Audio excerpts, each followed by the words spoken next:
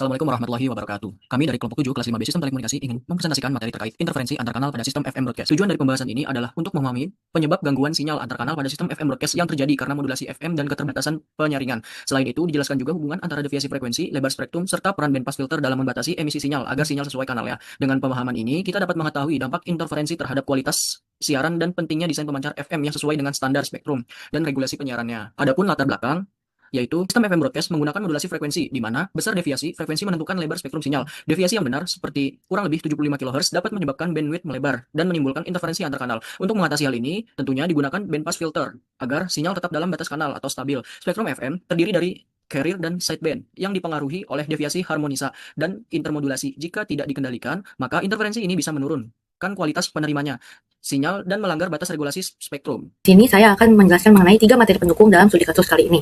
Yang pertama ada modulasi FM dan deviasi frekuensi. Modulasi FM adalah teknik modulasi di mana informasi dikirim melalui perubahan frekuensi sinyal pembawa, sementara amplitudenya tetap. Besarnya perubahan ini disebut deviasi frekuensi. Pada siaran FM, pita frekuensi berada di 88 sampai 108 MHz dengan deviasi maksimum kurang lebih 75 kHz dan audio hingga 15 kHz. Yang kedua ada bandpass filter, LC dan aktif. Dalam sistem FM digunakan bandpass filter untuk meloloskan frekuensi yang diinginkan dan meredam gangguan. Filter LC bersifat pasif, tidak perlu satu daya, dan umum dipakai pada pemancar FM. Sedangkan filter aktif menggunakan op amp, lebih presisi dan tidak cocok untuk daya RF tinggi. Lalu materi yang terakhir adalah spektrum FM dan harmonisa. Spektrum sinyal FM terdiri dari satu carrier utama dan banyak sideband simetris. Semakin besar deviasi frekuensi, semakin lebar spektrum yang dihasilkan. Jika tidak difilter dengan baik, dapat muncul harmonisa dan interferensi yang mengganggu kanal lain serta melanggar regulasi frekuensi. Oke, baik. Masuk ke studi kasus. Sesuai instruksi tugas, untuk menganalisis pemancar jarak dekat, kelompok kami menyusun sebuah skenario simulasi. Kami memodelkan 2 stasiun berdampingan. Yang pertama yaitu stasiun A di 98.0 MHz sebagai korban dan stasiun B di 98.4 MHz sebagai pengganggu. Perhatikan spasinya hanya 400 kHz. Ini jarak yang sangat kritis dan terlalu rapat untuk filtering radio standar. Akibatnya fatal. Terjadi audio spektrum kebocoran suara dan desensitasi di mana sinyal A tertutup oleh noise status B. Oke, next. Oke, lanjut ke parameter teknisnya. Selain jarak frekuensi yang dekat tadi, penyebab utama ada di daya pancar. Bisa dilihat di tabel, pemancar B memancar dengan kekuatan besar yaitu 5000 watt. Masalahnya karena kedua antena dipasang di satu tower yang sama, atau collocation-nya nilai isolasi antenanya jadi rendah, yaitu di bawah 30 desibel. Kombinasi daya yang terlalu besar dengan isolasi yang bocor inilah yang menyebabkan sinyal B bisa masuk balik ke sistem pemancar A dan merusak siaran. Lalu, bagaimana solusinya? Solusinya kami terapkan 2 mitigasi. Pertama, filtering menggunakan high cavity filtering.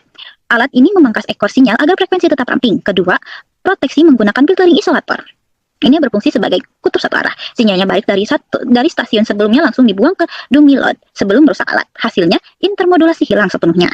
Di sini saya akan menjelaskan pembahasan interferensi. Pada saat ini kita juga bisa melihat bahwa interferensi antar kanal terjadi karena filter pada pemancar yang tidak mampu memotong sinyal dengan sempurna. Ditambah lagi adanya efek nonlinear pada penguat daya. Nah, jika kita hitung menggunakan aturan Carcel yang sudah dijelaskan oleh rekan saya, satu stasiun FM ini sebenarnya butuh ruang sekitar 180 kHz. Namun karena adanya kasus ini, jarak antar stasiun hanya 400 kHz dan dayanya mencapai 5000 watt. Nah, sinyal mereka jadi saling bertabrakan atau bisa disebut tumpang tindih. Akibatnya pendengar akan mengalami audio splatter atau kebocoran suara dari stasiun sebelah. Nah, gitu ya. Nah, serta sinyal utama yang menjadi tidak jernih karena tertutupnya noise. Nah, kita akan lanjut ke hasil analisis. Pada slide ini untuk hasil masalah tersebut gitu ya, ada 2 solusi teknis yang kita terapkan yang sudah dijelaskan oleh rekan saya juga. Nah, yang pertama kita akan menggunakan high cavity bandpass filter ini untuk menyaring sinyal agar tetap berada di jalurnya dan meredam gangguan dari frekuensi tetangga lebih dari 30 dB. Kedua, kita juga bisa memasang varied isolator untuk mencegah daya balik masuknya kembali ke perangkat pemancar. Dengan kombinasi ini, nah proses pembentukan intermodulasi juga yang merusak sinyal dapat ditekankan sehingga level interferensi juga bisa menurun dan kualitas siarannya yang diterima pendengar bisa jauh lebih bersih.